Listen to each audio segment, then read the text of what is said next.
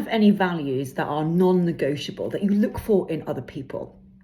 I was asked this question quite recently, and I think it's really relevant this week as we approach International Women's Day, with the theme being Inspire Inclusion.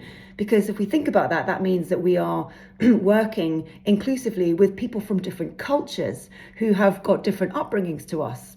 And I've been learning what that looks like. I've been reading this great book, The Culture Map, which I really recommend.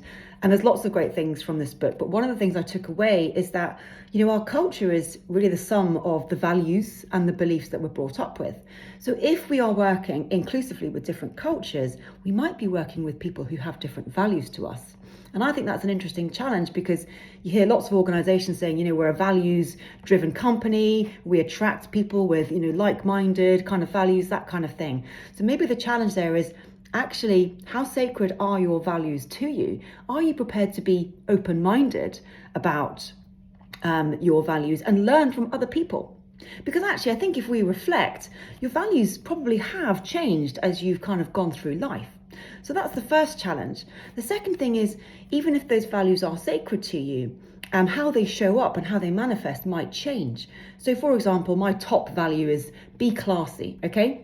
And basically what that means is don't be rude, just be polite, okay? You might also have heard me refer to this as DBAD.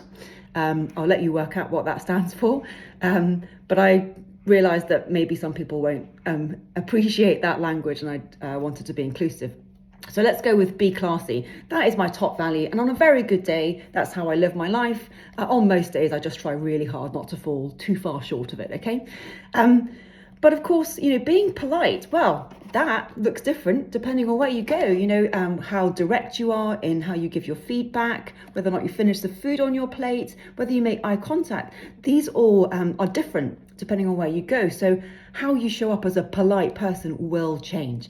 So I think it's possible to stay true to your values, but still be prepared to adapt your behavior so that you can interact more skillfully.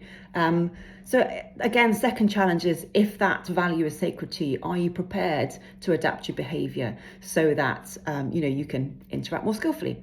And then I think the third thing about the values is, if that value is sacred to you, does it have to be sacred to the people that you work with?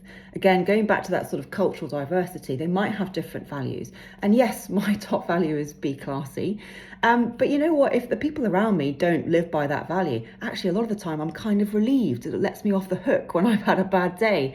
But I also really value things like, being relentlessly curious and having a thirst for learning, or, just not taking yourself too seriously, or, having the emotional courage to look inwards. So these are all things that I value in other people, and so on and so forth. So does your value have to equal someone else's value? That's what I want to know.